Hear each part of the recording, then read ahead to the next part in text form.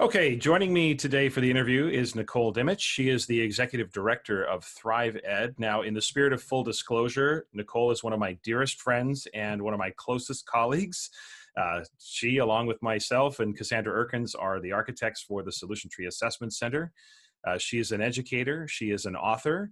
She's written 5 books, 3 of which we have co-authored together, so full disclosure, and numerous book chapters as well. She's an innovator. She's one of the very best workshop facilitators I've ever worked with, and I've learned a ton from her about facilitation through her presentations, her consultations, her trainings.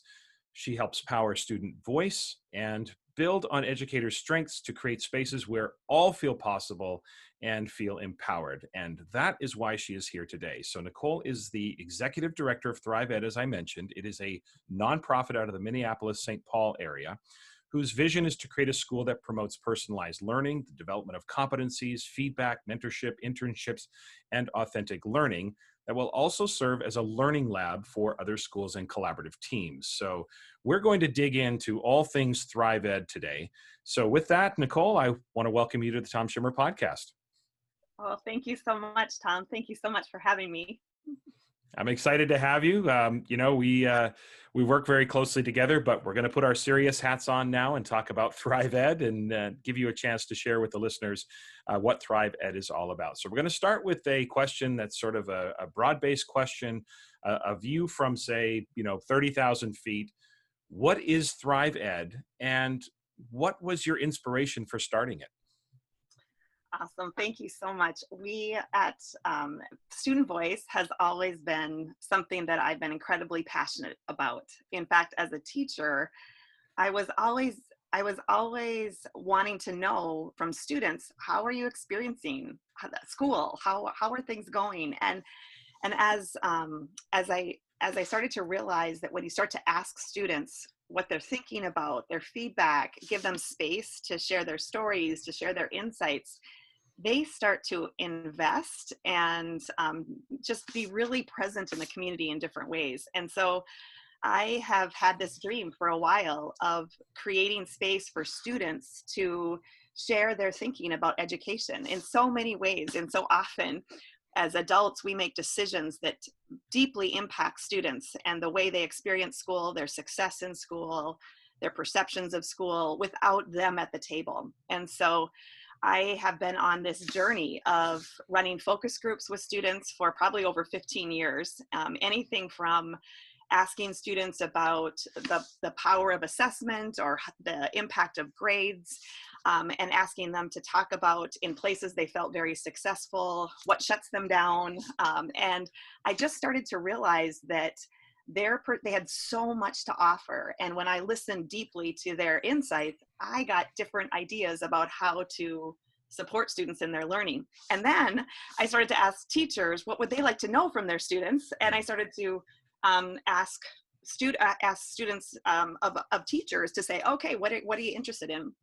Or how are things working for you? And when I would reflect to teachers, what students said, there was a different way of thinking about their practice. And so Thrive Ed became a space for what would it be like if we put students in as decision makers, and lifted their voice and did this co-creation of not only learning, but also this school. And I think it can be really hard to create a different way of school that you have not experienced. And so the idea was to work alongside students and educators and families to say, how do we reinvent education? How do we reinvent a school or learning experience? And so Thrive Ed was imagined a long time ago. A year and a half ago, we launched with the design team, and we started to bring students to the table. And now we are developing Design to Thrive workshops where students and teachers will work together.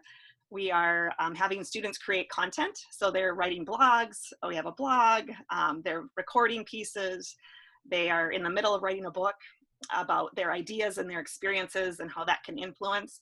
And then the third aspect is the collaborative lab school, where we would create a school alongside communities, school districts, and that we would sit on the edges of a school district, and we would be a collaborative lab school so that teachers and students could have this whole new way of experiencing school. And we want students to be a really important partner in the design of what that looks like. And so it's really been beautiful as we've had a number of pilot experiences where we've brought teachers and students together and say, what does it look like and feel like when you're co-designing something? Because there's this sense of needing to let go of a little control Yeah. and put students in facilitated conversations where they are able to articulate where they're at, but then do some learning alongside of it. Because sometimes students will say, oh, I want a longer lunch and no homework. Right. And so we've had to really figure out what does it look like to create spaces where students are given voice and then also given these learning experiences that allow them to really thoughtfully engage alongside of their peers and their teachers. So Yeah, that Thrive Ed kind of is a space where we're experimenting with all of these different types yeah. of ways to bring students in. Wow, So, it is. One of the things you mentioned very early on was students being we always talk about having students be decision makers and all that, but it's very challenging at times for some of us to give up that control for sure. So I can see where this could really help facilitate that. But one of the things you mentioned very early in your answer was students being present in the community, and I can't help but think about the events of this past summer. You are obviously in the Minneapolis-St. Paul area, and the world, witnessed George Floyd's death and the last May and all that happened in the aftermath of that. The protests, the riots, the racial tension, all of that sort of centered around this area. And I'm wondering about how those events impacted. Let's first start with the sort of the work of Thrive Ed. And then I want to talk about the students, but let's first start with, how did the events of last summer sort of focus you a little bit more? Did it create some expansion with the work of Thrive Ed? Did it accelerate the work? Tell me a little bit about how the events of last summer impacted your work.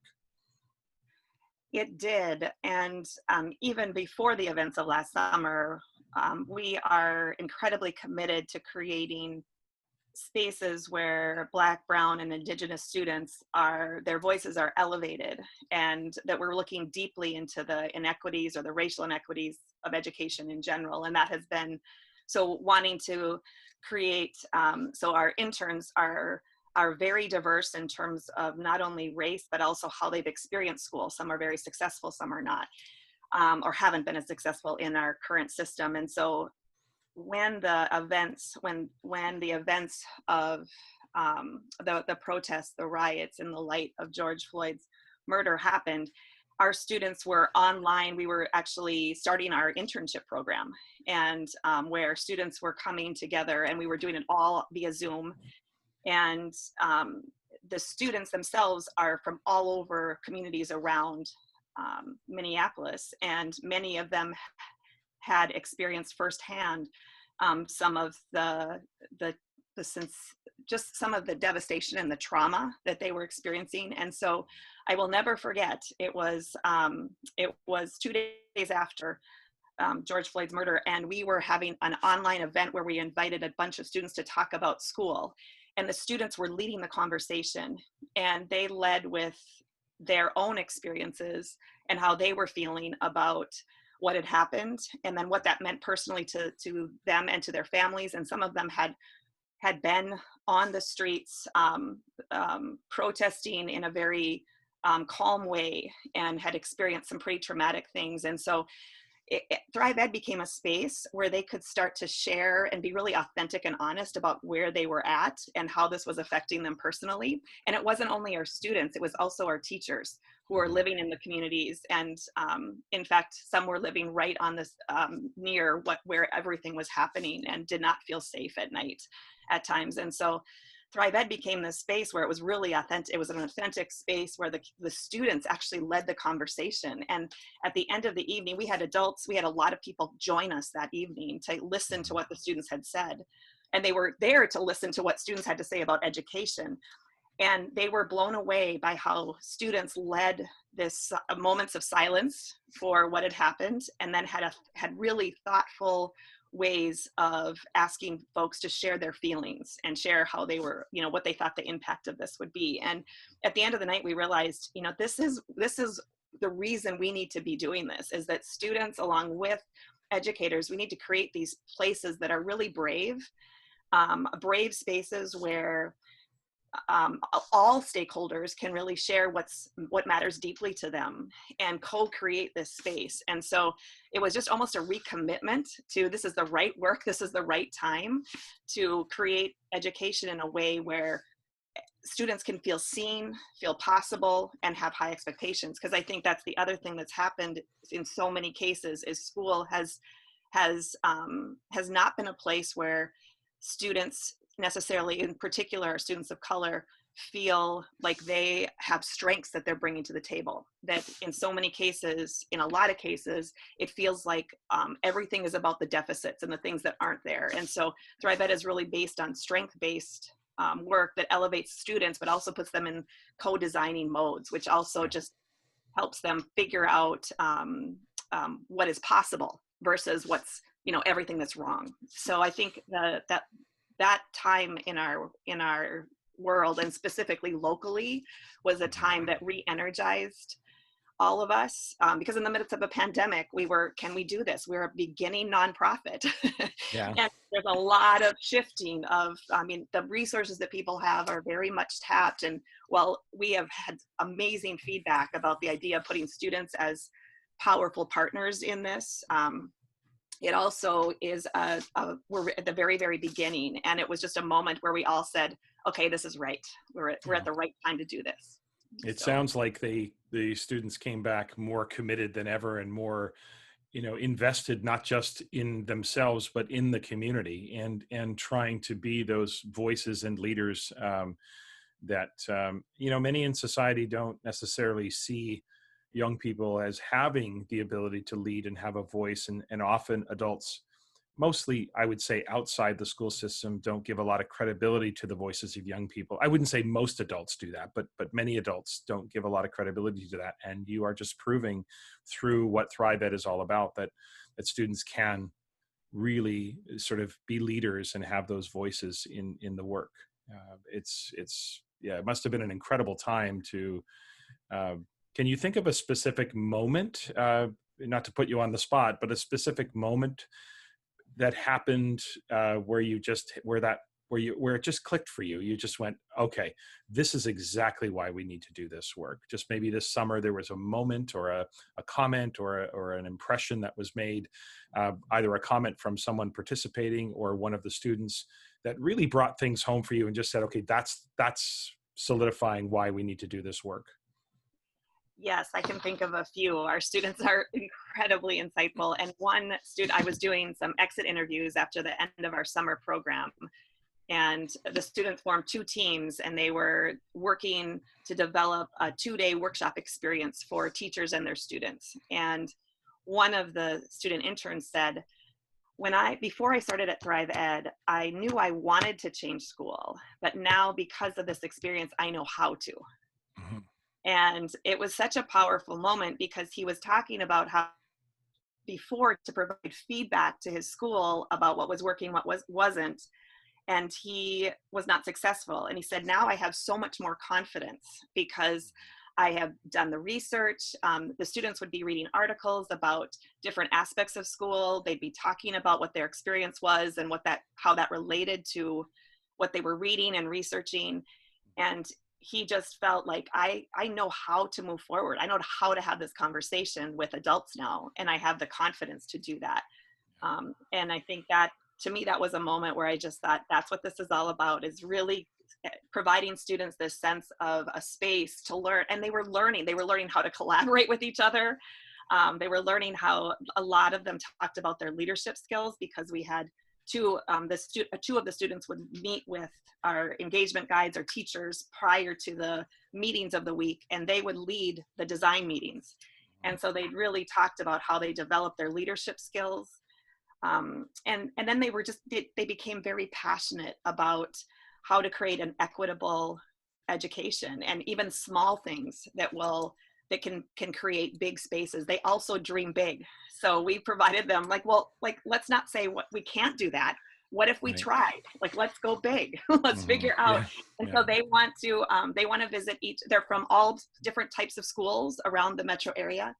So our goal when the pandemic settles down and we figure out how to do this a little differently, is to have each of our teams go visit each other's schools and host conversations with their teachers and with other students, because they've really learned how to facilitate powerful conversations and help people really reflect on, how to do things differently. And I think the other thing that's really important is that it's not about, it's people are really, they really talk about how it's hard for people to change, and they talk in particular about how it can be really difficult and uncomfortable for their teachers to change because they feel like they've been doing something wrong. And one of the things I've been so blown away by is that our students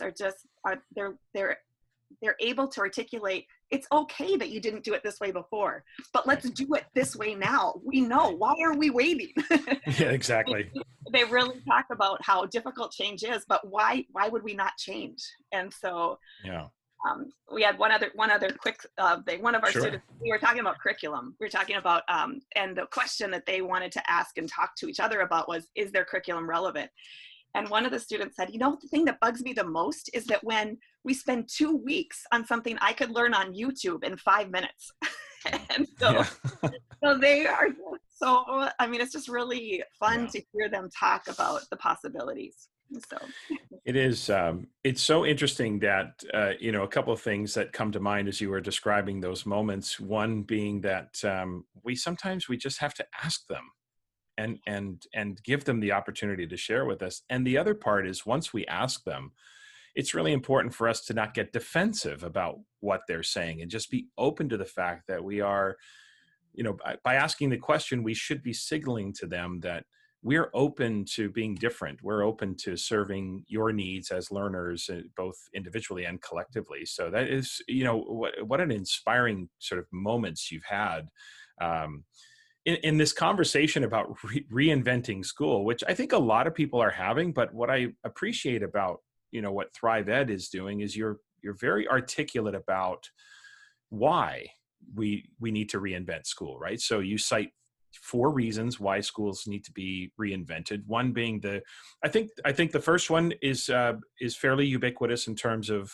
people's approaches and realizing that the factory model is just not working for us anymore, and I think many would agree with that, of course. The second being that students are not mastering those critical competencies for the 21st century, and of course, you and I, along with Cassandra, wrote extensively about that in our book, Growing Tomorrow's Citizens. So, I mean, we talk about that. I'm interested in a couple of the connections I made. The third one was that you mentioned something I did not know, was that Minnesota has one of the worst achievement gaps in the country. So let's talk about that for a moment, and then we'll go on to the fourth one. But tell me a little bit. That surprises me a little bit. And can you give listeners maybe a little bit of detail on what that looks like? absolutely. Yes. It's, if you're in Minnesota, overall, it can appear that we have an incredible education system given the data that often we look at. If you break it down, you can see that if you are a brown or Black or Indigenous student, you are 3 times less likely to graduate from high school than if you're white. And so that's, our incidences of students who are in AP courses, even students who perhaps have test scores that would indicate they would be ready for an AP score in that traditional sense. So I Right. want to put that caveat on there. Right. Um, don't take our AP courses because they don't see themselves, or feel like they're successful or are counseled out of those Yeah. courses. And so Minnesota, in general, has some really amazing pockets of things happening. And overall, it's a very grim situation for Mm. students of color. And so, yes, Yeah. it's one of those things where people would never, if you dig in deeper, you'll start to understand it's a very complex issue, of course, Right. and people are working incredibly hard. It's not to say Hmm. that. And there have Yeah. been lots of attempts to try to figure out what this looks like and Right. why this is. Yeah. So Uh, just trying to find the right work, right? It's not about necessarily intentions, but and such a polarized experience that the school system is working for many, but not all. It's working for some, and therefore the reinvention of schools seems most appropriate. The fourth reason you cite is that, and we know this, that an alarming percentage of new teachers leave the profession within the first 5 years of teaching. But I'm interested to know what connection you're making between the work at Thrive Ed and how you see that inspiring teachers to remain in the profession versus leave the profession in those first 5 years. yes. So one of our early commitments was to create a space where learning was joyful again. Mhm. And so along with the high expectations, knowing that all of our students need to have access to high expectations, and then have somebody believe that it's possible and will relentlessly pursue achievement in that way. And so that was part of what the third reason in terms of the achievement disparities in Minnesota was, that we wanted to make sure that all students were having these rich academic learning, rigorous experiences. Mhm. Um, what we found was that when there were pockets of innovation happening, so we were looking for teachers who were doing really interesting things and committed, and to ensuring that all students were having these joyful experiences. What seems to be happening is when there is these pockets of innovation, it almost felt threatening to other educators or the system itself. And so when there were pockets of innovation happening, teachers would innovate, but then some of their colleagues would be so critical of what was happening, would just pull them down. And so there was this sense of being crushed. I thought I would be able to make a difference, but I entered this profession thinking I'm going to help students learn and create these beautiful spaces for students to learn. And then when they do that, the system itself and the system itself is almost is oppressive. And so they can't sustain any of that innovation. And so we wanted to explore, what would it be like if we created an organization that really lifted up the strengths of teachers and created that space where there were more people creating Yeah. that sense of innovation, because teachers are leaving. So just because the context, number one, part of it is the sense of, I don't know if I can use my strengths to really make the difference I thought. The Mhm. second is the amount of expectation on teachers, and the lack of, well, this is going to sound like this is a very common thing, the lack of time to think deeply and really design learning experiences that are rich. It's really difficult in the rhythm that we currently have in our school. And so Thrive Ed was also about reimagining time, and how that would provide joy both for teachers, but also really importantly for students. So students didn't see that school was just a means to an end, that school itself would be this joyful experience, and they would start to become and really reflect on what they wanted to be what they wanted to be, who they wanted to be as they traveled through their education years, instead of, I have to take this class because that's going to get me to the next step, which is going to get me to the next step, all which is true. But that only works for a handful of students. And so what would it be like if students were having more authentic experiences? And so so part of the reason for the fourth piece was teachers leaving the profession, was knowing that the pace of the surface level work that teachers were being asked to do, Yeah. and then also just this notion of learning should be somewhat joyful, Yeah. and we should be learning deeply about things that matter deeply to both our own, for ourselves, but also for Mhm. local and global communities.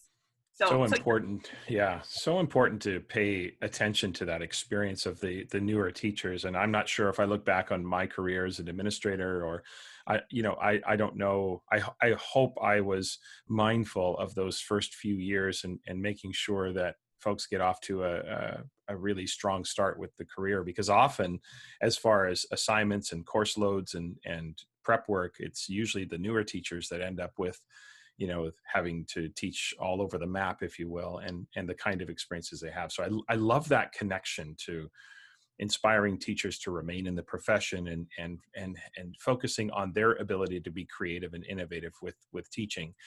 One of the most intriguing things I think you do at Thrive are these summer internship programs, right? You had one in 2019, you had one this past summer, one focused on co-design and the other focused on restorative justice. So talk a little bit about that program. What's the purpose of it? And what do you feel some of the most significant outcomes have been from the internship summer programs? We yes, that has been really the center of what we wanted to do, because we wanted there are so many different nonprofits doing incredible work. And so early on, we knew we didn't want to create another organization that would talk about certain things, provide some really interesting pieces, but we wanted to provide something that was very different. And so part of that was providing students a paid internship to talk and dig into school itself. And so the first summer, 2019, we hired 21 students. We were originally going to hire 6. And Wow. we had 21 students submit videos, and who were recommended by all of these different teachers around the metro area. And we just couldn't say no. And so we hired 21 students, and then they all reflected on what their experience had been. And then what they researched one area and either they produced podcasts, they produced videos. One young woman produced or wrote a fiction piece about school, and we had spoken word pieces, and then we presented a huge symposium, and to the community as well as to our Lieutenant Governor, Peggy Flanagan, came, and they had this platform of being able to share what they wanted to see, and they inspired a ton of educators as well as some community members through that. And you can actually see that on our website. You can see the whole symposium as well as a lot of the students' work. This summer, we wanted to go a little bit even more focused. And so part of the first summer was these design workshops where we were looking at what would be the next step. And so we decided that it would be amazing to have teachers and students design and facilitate learning experiences for other teachers and their students. And so there's two pieces emerged. One was, how do you, with your students, co-design units of study? So if we wanted to put students as, like, giving them choice, we talk a lot about choice and voice. And so we wanted to design or to look at co-design. And so the students have developed a 2-day experience where teachers and their students, actually students can come, any student can come from anywhere they want to come. And if teachers come, they have to bring students. So teachers can't come without students, but students can come without teachers. Teachers. Sounds fair. I know that's what the students, so this is, so we'll launch these in January, February, where people will come and they'll learn how to co-design grading policies, assessment practices, whatever the issue is, or even units of study. The other one, the restorative justice, the restorative justice piece is a huge part of how do we change the discipline in schools, because we know so many times it's the whole notion of a school to prison pipeline is a real thing, and the students dug into that. And the roots of restorative justice is in the indigenous communities. And so the students have, and our teachers have experienced restorative communities. And so they have a 2-day experience for educators to learn how to develop a restorative justice practice that will lead to a community really supporting its students, and also holding its students accountable, holding its community accountable to really elevating not only learn, but also a feeling of like connection. So we're really excited about those. The students have done an incredible job. I do that for a living. You and I do that for a living. We design workshops for a living, and I'm watching students and their teachers design these 2 days experiences. I mean, they're thinking about how do we shift power and control? And that's right. It's amazing. I mean, it's just, I just can't, every time you finish talking about some of the things that you're doing at Thrive, I just feel really inspired. I want to respond to your answers by saying, oh, that's so inspiring. And I feel like I'm saying that every single time. I want to talk a little bit about the lab school idea. But it sounds incredibly exciting, inspiring, ambitious. On your website, you talk about, and I'm going to quote your website here, that you're preparing to open an entirely new school that promotes mentorship, personalization, competencies, feedback, internship, co-creation, restorative justice, authentic learning. This school will become a learning lab for schools and collaborative teams. So what's the vision for that? Like, it feels like a big vision and an ambitious plan. So talk a little bit about what that might look like, or what that's going to look like. Absolutely. What we're going to do, we've been in conversation with a number of local school districts.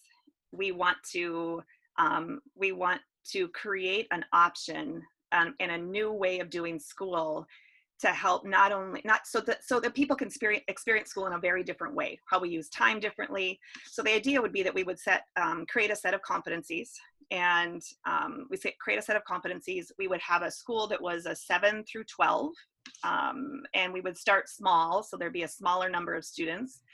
And within these competencies, we would use the co-design experience that we've been working on to both have students design their own pathways of learning. So we'd have some traditional courses, of course, but a lot of the work would be students looking at what do they want to look at and learn about.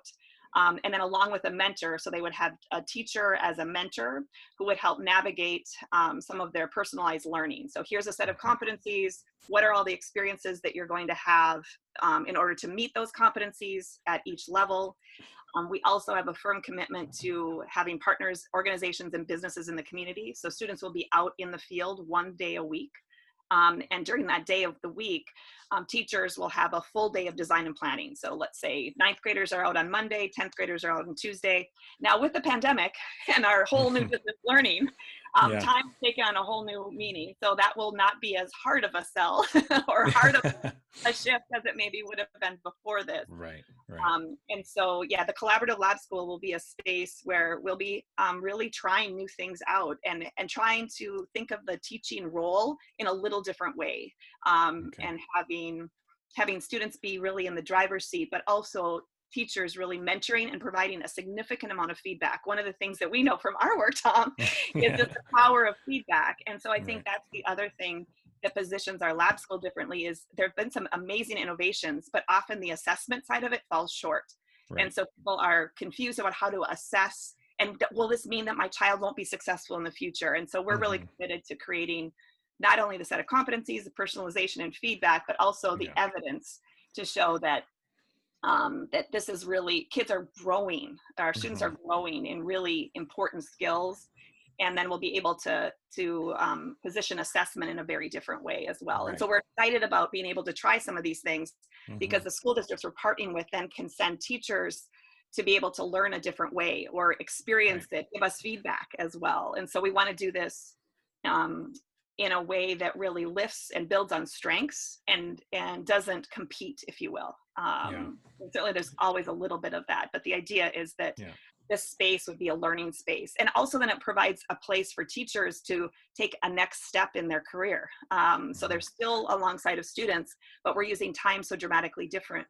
And we'll be able to, hopefully the goal would be to be able to invite other educators in to learn and to also help us figure out how to take this reinvention of school in the direction it needs to go.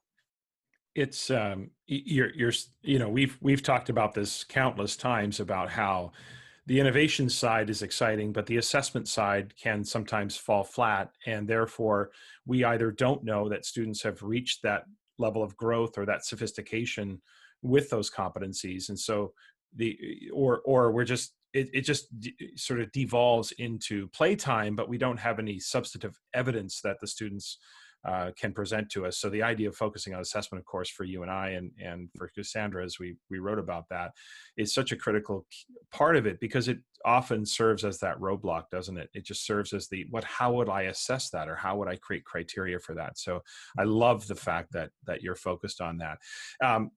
It's clear to me that you have brought student voice to the forefront and have had students be drivers and decision makers at Thrive Ed. And just for listeners to know that next week we're going to have a number of students from Thrive Ed on to talk about their experiences. And so we're going to get the students' perspective and empower them and continue to fulfill the mission of Thrive Ed, which is giving them an opportunity to talk about their experiences with you. So last question, Nicole, you are, of course, and I know you're not going to do this, so I'm going to do it on your behalf.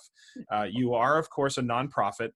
and you do accept donations. And so can you share with listeners, if they're interested in donating to ThriveEd, how would they do that? And we want to make sure the work at ThriveEd continues. So how does that work with donations?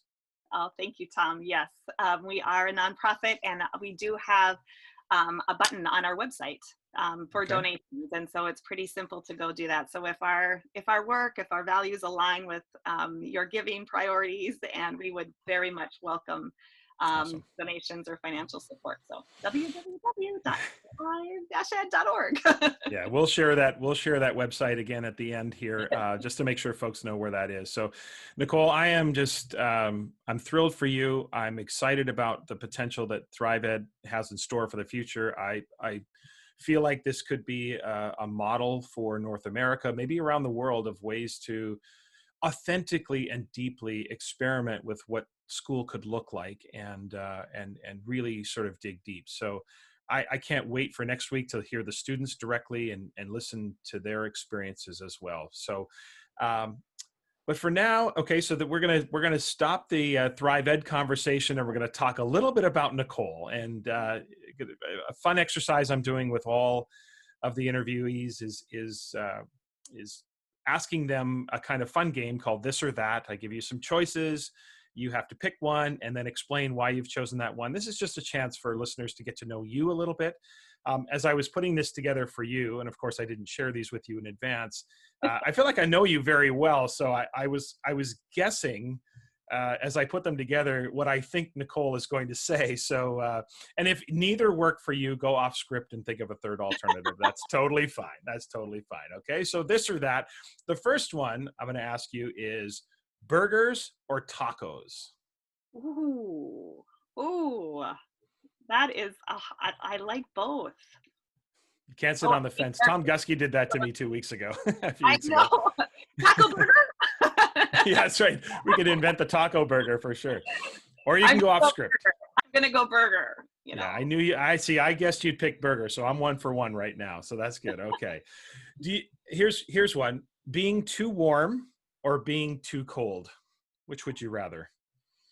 My son just asked me that question the other day in the car. Ah, interesting. I can't even believe that you. That's hilarious. And I couldn't decide, but I do think too cold. You'd I think prefer being too cold. yes. Hmm. Okay, I got that one wrong. So I'm 1 for 2 right now in guessing what you would say. All right. Phone calls or texts? Oh, text. Texts. I knew that one. That was an easy one. I'm 2 for 3. All right, here we go. What's worse? What's worse? Laundry or dishes? Ooh. Um, Laundry. Laundry. Okay. Yeah. I see I'm It's wrong. actually I'm it's the wrong again. folding and putting away. Laundry itself isn't the issue. It's the folding and putting away that's the Right. issue. Yeah, putting the clothes in the machine's not the challenge. It's the Yeah, folding and right. putting away. I thought you might pick dishes because those are things we typically do every day versus the once a week. But all right, 2 for 4. This is maybe I don't Well, know I you have as well as boys. I thought I did. I have boys, so my laundry is daily. All right, last one. Last one. Which would you prefer, a type A vacation or a type B vacation? Ooh. There's no type C, right? Well, not that I'm aware of. I think type B, because Yeah. most of my life is type A. So Yeah. having a type B vacation sounds beautiful. All right. So I'm 3 for 5. I have 60%. So not bad. Not bad. I would have guessed type B because I know that in the craziness of your life and my life and all of us who at one time in our lives traveled a lot and facilitated workshops a lot. Sometimes it's just nice to vacation and do nothing, right? Okay, Nicole, I have one final question for you. It is a question I'm asking again all of the people I interview for the podcast, and it is about success in general. It's a question that because we're on the podcast, I'm trying to focus a little bit on just success and how people feel success and what their definition of success is. So my question to you is, if a random person stopped you on the street and asked you, what is your definition of success? What would you say? It's such a great question. I think it is about being able to feel confident that you're living authentically, Mm, and that you're living authentically, and you feel surrounded by people who inspire you, lift you up, see the possibility in you without having to do anything. yeah, And also being able to feel like you're fulfilling your purpose, and a yeah, purpose where you're seen and your strengths are part of this world that's a little complex, a little crazy, and trying to make other people's lives a little bit better, but also just living authentically and feeling that sense of peace. So I think yeah. that would be my Wow. I answer. love that. I love the idea of just living authentically and being true to yourself. Uh, look, Nicole, I could do this all day with you for sure. Listeners, you can follow Nicole on Twitter. Her Twitter handle is at Nicole Dimich. That's Dimich. You also should hopefully will follow the Thrive Ed Twitter handle. That's at ThriveEd1, and that's the number one. And you can also check out the Thrive Ed website, where Nicole had mentioned earlier, where you can donate or just consume what it is that Thrive Ed is all about, and maybe find some inspiration there. That is www.thrive-ed.org for all the information about the amazing work that is happening in the Minneapolis-St. Paul area. And of course, you can also follow Nicole's assessment work at the Solution Tree Assessment Center, with myself and Cassandra as well. Our work is at www.allthingsassessment.info. Nicole, this has been just absolutely a blast to have you on. I know we'll get a chance to do this again at some point, and maybe next time when we're at one of our institutes or workshops, when we're face to face, and hopefully we'll be able to travel again. But Nicole, thanks for your time today. I feel so inspired by the work that you're doing with Thrive Ed, and I hope listeners are as well. So thanks so much for being here today. So grateful. Thank you so much. It was awesome.